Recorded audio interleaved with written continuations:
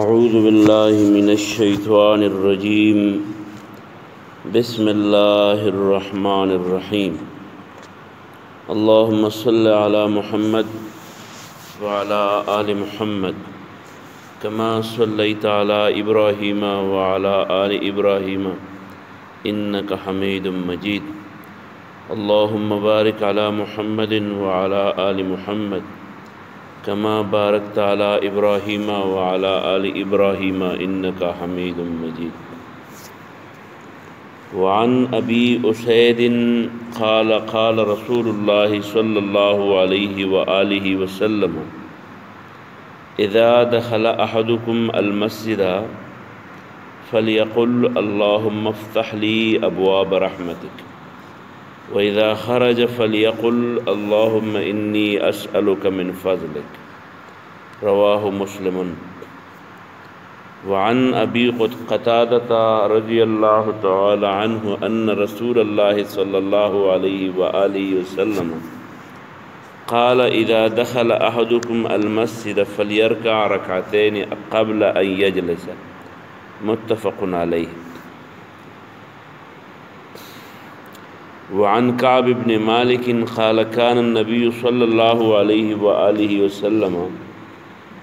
لا يقدم من سفر إلا نهارا في الضحى فإذا قدم بدأ بالمسجد فصلى فيه ركعتين ثم جلس فيه متفق عليه دے احادیث کے جماعت پر سلسلے کے د آداب په سلسلے کې یو درې آداب چې دي نو هغه ذکر دي یو جمعات ته د تلو راتلو په وخت کې د رسول کریم صلی الله علیه و آله وسلم د خله مبارک نه کم ذکر په داسې موقع کې وته یو حدیث کې هغه ذکر دی چې جمعات مخکې منګه وې جمعات عملاً د رحمت او د الله تعالی د مغفرت د پاره هغه بنیادی مورچه ده او چې کوم سړی جمعات تراشي او په جمعات کې د عبادت په خاطر باندې کینی نو مخکې مزده کړه چې ملائک ورته د رحمت او د مغفرت دعاګانې کوي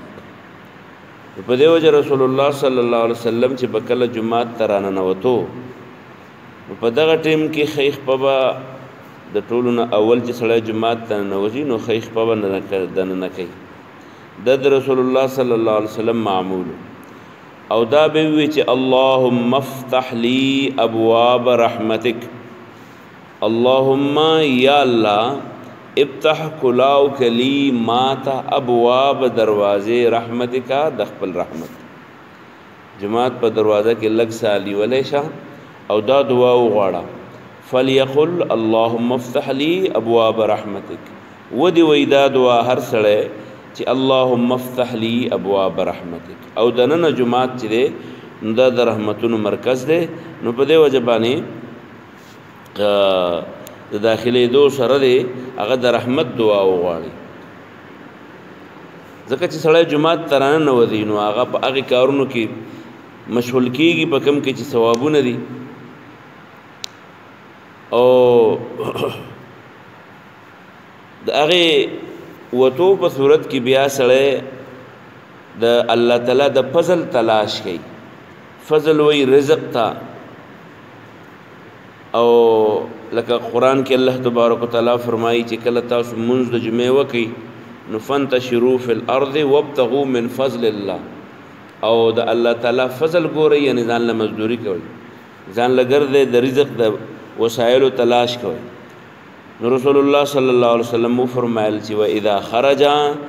کله چې سړی د جمعات نه وځي نو فليقل اللهم اني اسالك من فضلك یا الله زستانه ستا فضل غواړم چې دما رزق پراخه کا رزق به حلال کا رزق مې ډېر کا نو عن ابي اسید د حضرت ابو اسید نے روایت دے رضی اللہ عنہ قال دے وی چې قال رسول الله صلی الله علیه و آله وسلم رسول الله صلی الله علیه وسلم ویلی دی اذا دخلا کله چې ننوځي احدکم پتاسو کې یو سړی المسجد جمعات ته نو فلیقل پس ودی وی الته دا دعا د داخله دو پټیم کې چې اللهم یا الله افتح کلاوکا لی زما د پاره ابواب دروازه رحمتک استاد رحمت و اذا خرج او کله چې وذي نو فلیقل ودی وی اللهم یا الله انی اسالک زغواړم ستانه من فضلک استا فضل رواه مسلمن دا حدیث نقل کړی دی مسلم نمو کتاب حضرت ابو قتادہ رضی اللہ عنہ د رسول الله صلی الله علیه وسلم په دی ورپسې حدیث کې بل یو مسنون عمل ذکر کړي او هغه دا چې کله سړی جمعات ته راننوځي دننه عملا نو د ټولو نه اول به دی په مانځه کې ځان مشغولی په مانځه کې ځان مشغولول مطلب دا چې یو 2 رکعات رسول الله صلی الله علیه وسلم وی یو 2 رکعات لري مونږ دی وکي اذا دخل احدکم کله چې داخل شي پتا تو کې او تن المسجد جمعات تا نو فليركع ركعتين نو دې دی وکي 2 رکعات مونږ قبل ان يجلس د کې ناستونه مخکې دا به تاسو نه کوي چې راځي ټیم شتو کې نشته وخت شتو کې نشته خو جمعات ته نه نو ده په خپل باندې سړی ته پته ولګي څومره ټیم پاتې دی نو 2 رکعات نه پلې وږي 2 رکعات نه پلې په جمعات کې وږي دې ته وی تحیت المسجد جمعات ته نه وته ډالۍ د جمعات ته جمعات ته نه ودی او 2 رکعات نه پل بوږي د دې حدیث د الفاظ چې دي نو دا داسې دي چې حکم دی فلیرکع رکعتونه دی وکي رکعتین 2 رکعات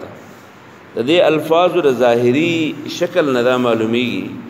چې رسول الله صلی الله علیه وسلم حکم کړی دی چې حکم یې کړی دی نو علماء د دې الفاظ د وجنا د دې تحیت المسجد د پاره د واجب لفظ ذکر کوي چې دا واجب دی چې سړی جمعات ته نه وځي نو دی به خامخا د کې ناستونه مخکې خپل دغه کوي دا 2 رکعات نفل تحیت المسجد بکی ور سره لفظ دا راغی چې قبل ان یجلس د کې ناستونه مخکې سړی رانه ودی په جمعات کې کینی وروسته ټیم شته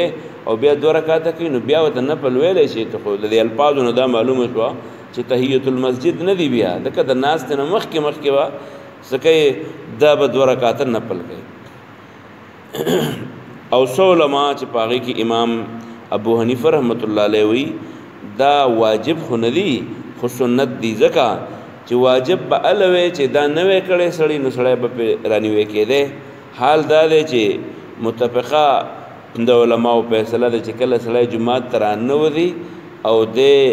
په فرض منځ کې مشغول شي نو هم دا تحیت المسجد ته بیا ضرورت نشته مثلا زمونږ او تاسو خلک جمعات ته راننوځي نو په داسې وخت کې راننوځي چې یا مونږ ولاړی یا مونږ شوی نو په دغه صورت کې به دی بیا څه کوي نو چې دی بیا راننوځي نو په دغه صورت کې خو دی بیا په خپل فرض منځ یا په خپل سنن رواتب کې مشغول کیږي نو چې په خپل سنن رواتب یا په فرض منځ کې مصروف شو نو دام داسې شو لکه چې تحیت المسجد کړي یعنی د دې الفاظو د ظاهری الفاظ د وجوب په دی باندې دا د استحباب یا د سنت عمل په زمره کې شمار شه نو عن ابي قتاده د حضرت ابو قتاده رضی الله عنه روایت ده ان رسول الله صلی الله علیه وسلم چې رسول الله صلی الله علیه وسلم قال فرمایلی دي اذا دخل کله چې ننوځي احدکم پتاسو کې یوتن المسجد جمعات ته فليركع وغد رکعات وکي رکعتين 2 رکعات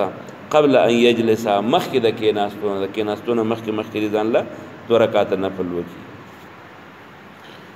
د دریم حدیث کې رسول الله صلی الله علیه وسلم یو بل عمل ذکر کړي هغه دا چې حضرت کعب ابن مالک فرمایي چې رسول الله صلی الله علیه وسلم چې بکلم په سفر لاړو نو دا به د شپې نه راتو او په خاصه پرونه چې ونو هغه چونکه د غوده بیا د سفرونه به رسول الله صلی الله علیه وسلم معمول داو چې هغه بکلم د سفر نه راته نو د شپې با کلی ته چر ورسېدو د سارینو دا به کلی ته په داسې ټیم کې راتو چې نور براختل ورنا پرنا کې براتو کلی ته چې پرنا کې به کلی ته راغې نو داسې به یې نه کول چې کور ته به سیده لاړ، ځکه چې کوم ملګري به ورسره په دعوت کې یا په غذا کې وتي وو نو د هغې سره خو به رسول الله صلی الله علیه وسلم عملا موجود و، خو چې کوم خلک به نه وتلي نو د هغې به ډېر زیات شوق و چې رسول الله صلی الله علیه وسلم مخ وویني، د هغه سره ملاقات وشي. نو د رسول الله صلی الله علیه وسلم د ملاقات ځای کوم و؟ مسجد نبوي. مسجد نبوي نو رسول الله صلی الله علیه وسلم به چې کلم راغی نو د ساخ په ټیم کې به هغه خپل کلي ته راواپس کېدو، او د ساخ په ټیم کې چې به راواپس شو نو دویم سنت یې څه شو؟ دویم یې دا شو چې جومات ته به اول لاړ، او دریم سنت یې دا شو چې جومات ته به لاړ نو فصلی فیه رکعتین، بیا به پای کې اول 2 رکعته مونځ وکړو، بیا به ثم جلس، بیا به کېناسته فیه په دې جومات کې، نو بیا به د خلکو سره ملاقاتونه وکړه، او چې د ملګرو ملاقاتونه به ختم شو د هغې نه وروسته به خپل کور ته لاړ. نو دا زمونږ او ستاسو دپاره د سفر، مونږ خو اکثر چې کله د سفر نه کور ته راورسو د ټولو نه اول چې دی نو کور ته منډې خلک وروسته بیا هغه له ستړي مشو له ورځي. د رسول الله صلی الله علیه وسلم معمول دا و چې د سفر نه به راغی نو جومات ته به لاړ، جومات کې به 2 رکعته مونځ وکړو، خلک به راغونډ شو، د هغه څه به ستړي مشي وکړه، بیا به رسول الله صلی الله علیه وسلم د نفلو نه وروسته بیا به چېرته لاړو؟ بیا به خپل کور ته لاړو. د دواړه الفاظو کې چې کوم المنځ ذکر شه د منځ ته وایي تحیت المسجد، او د دې د اهمیت پیش نظر د الفاظو او د رسول الله صلی الله علیه وسلم د معمول په وجه باندې امام شافعي رحمت الله علیه دې ته د واجب نوم ورکوي چې دا ګوره واجب دی، په کار ده چې د دې اهتمام سره لازمن وکړي، بلکې د دې پرېښودل چې دي د هغې د لوی سعادت نه د محروم کېدو په وجه باندې سړی په دې باندې خفه شي چې دا دغه ورته سعادت ورته میلاو نه شي. البته چې سړی جومات ته راننوځي او خلک په جمع ولاړ دي نو بیا به ځان له 2 رکعاته او 4 رکعاته نه کوي، بیا به تحیت المسجد نه کوي، بیا به سیده د جمع سره د جومات سره په جمع باندې ودرېږي. یا یو سړی دی راننوتو او هغه په خپل سنن رواتب باندې ولګېدو، مثلا سحر راشي نو سنت دی 2 رکعات هغه کوي، یا ماسپښین راشي نو سنت دی 4 رکعات هغه کوي، نو دغه ټیم کې بیا دغه ضرورت پاتې نشو د ځان لمونځ بیا چې کوم دی نو دا تحیت المسجد نشو. البته چې سړی راننوځي جومات ته نو اول د ځان له 2 رکعات نفل وکړي چې ټیم یي، او بیا د ځان له سنن رواتب او نور مونځ بیا سر ته رسوي. وعن ابي اسید د حضرت ابو اسید رضی الله عنه روایت دی، قال دی وی چې قال رسول الله صلی الله علیه وسلم اذا دخل احدكم المسجد،